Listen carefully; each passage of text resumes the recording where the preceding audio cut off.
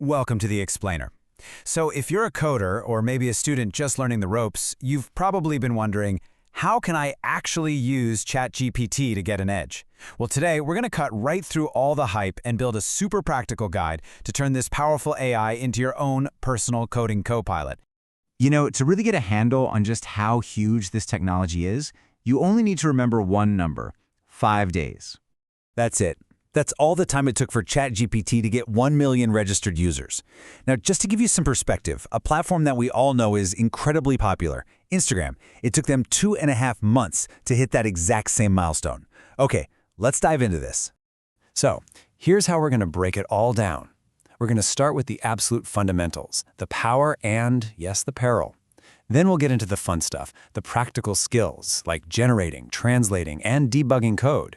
And we'll wrap up by looking at how you can use this thing to seriously accelerate your career. First up, the power and the peril. Look, before we jump into all the cool things you can do, we have got to talk about the single most important rule when you're using a tool like ChatGPT. And this warning, it comes straight from the source. ChatGPT is not perfect. It can and it absolutely does make mistakes. And that's exactly why it's most effective in the hands of people who already have a pretty solid foundation in whatever they're working on. So here's the bottom line. You have to use it as a co-pilot, never an autopilot. It's absolutely fantastic for simplifying those repetitive, boring tasks and just speeding up your workflow. But it is not the right tool for learning something brand new from scratch where you can't spot a potential mistake. All right, with those ground rules in place, let's get into the good stuff, the practical applications. We'll start with probably the most common use case, writing and rewriting code. This is where you can really start building out your toolkit for all those daily tasks. There are basically 3 big ways you can use it here. First, you can ask it to generate boilerplate code, like a simple HTML page or a JavaScript timer. Second, you can feed it a function in one language, let's say JavaScript, and ask it to spit it back out in Java. And third, you can use it to make your existing code way more efficient.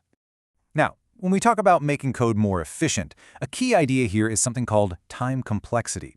And don't let the name scare you off. It's really just a fancy way of measuring how fast your code runs, especially when it's dealing with a ton of data. And, well, faster code is always better code. This is a perfect example of what I'm talking about. Let's say you have a really simple task, like swapping the values of 2 numbers in your code.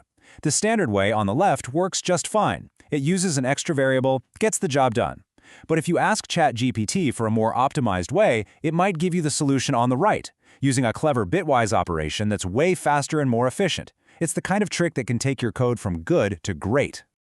Okay, so let's move beyond just writing new code. ChatGPT can also be a ridiculously powerful tool for improving the code you already have. Honestly, this is where it starts to feel like a true day-to-day assistant for any programmer.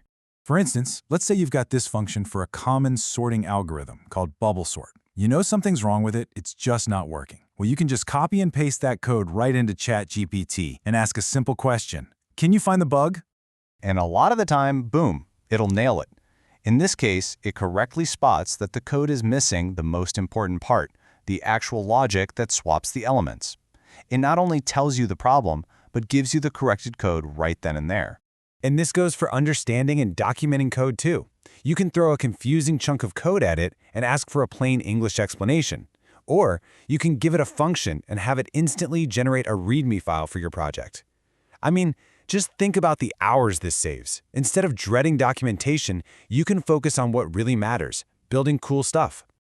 All right, let's zoom out a bit from the code itself, because this tool's usefulness doesn't just stop at your code editor. You can actually use it to speed up your entire development workflow and even help you level up your career. You ever have that moment where you completely forget the exact git command to squash a few commits? Just ask. Need a good starting point for a resume that's tailored for a data analyst job? It can whip up a solid template. But maybe one of its most powerful uses is prepping for job interviews. You can literally turn ChatGPT into your own personal mock interviewer. The trick is all in how you ask. You have to craft a really specific prompt. You tell it to act as an interviewer, you specify the company and the role, like a software development engineer at Google, and then you set the topic and the difficulty. And what you get back is pretty amazing.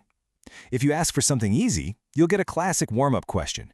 But if you ask it to ramp up the difficulty, it'll challenge you with some really tough problems that require advanced stuff like dynamic programming or graph theory. So, we've seen how ChatGPT can write code, fix our code, and even help us get our next job. But what does this all add up to? What's the real takeaway here? The most important point, and it's the one we started with, is that this is an accelerator. For coders who already have those foundational skills, ChatGPT is a phenomenal co-pilot. It's not here to replace your skills, it's here to amplify them. It just automates the tedious stuff, clearing your mind so you can focus on the truly hard problems, the architecture, the logic, the real innovation. And that leaves us with one last big question for the future. As these AI tools get even smarter and more woven into everything we do, how are they going to change what it even means to be a developer? Are they a threat, or are they our greatest new asset?